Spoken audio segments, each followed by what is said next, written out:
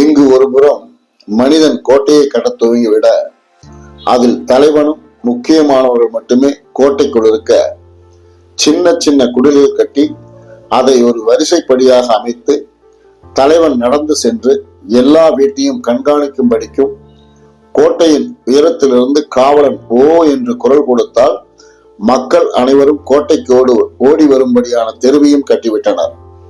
கிட்டத்தட்ட முதல் ஊர் நமது பாரத தேசத்தில் தான் உருவானது.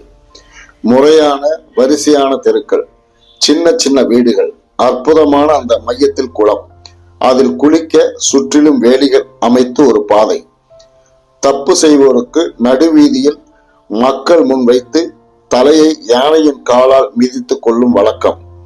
முறை மாதிரி கிராமம். தலைவனுக்கென்று தனி உடையும் யானை சவாரியும் நமது பாரத தேசத்தில் தான் உருவானது என்று சொன்னால் அது மட்டுமே உண்மை. இங்கு நிலைமை இப்படி இருக்க கொஞ்சம் கிரேக்கத்தை எட்டி பார்ப்போம்.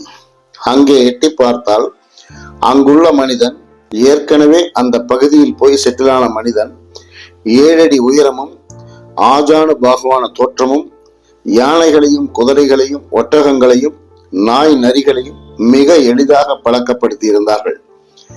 அப்படிப்பட்ட அந்த மனிதன் நம்மவர்களைப் போல் வெறும் காய்கனிகளை உண்டான்? இல்லையே. முழுதாக ஒரு குட்டி ஆட்டை ஒரு மனிதன் மட்டுமே தீயில் வேக வைத்து அதை முழுவதுமாக தின்று முடித்தால்தான் அந்த கூட்டத்தில் அவனை பெருமையாக பார்ப்பார்கள். ஒரு முழு மாடு ஒரு குடும்பத்தின் காலை உணவாக அமையும். மதிய உணவு கிட்டத்தட்ட எல்லோர் வீட்டிலும் வீடா என்று யோசிக்காதீர்கள். அவனும் கற்களால் பெரும் பெரும் பாறைகளை நொறுக்கி அதை அடுக்கிக் கொண்டும் அசையா வண்ணம் பெரும் பெரும் கல்வீடுகளை அமைத்துக் கொண்டான்.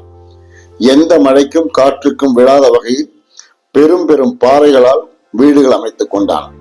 அந்த கூட்டத்திற்கு நம் பாரதம் போல் குழு குழுவாக வைத்துக் கொள்ளவில்லை. ஒருவன் தான் தலைவன்.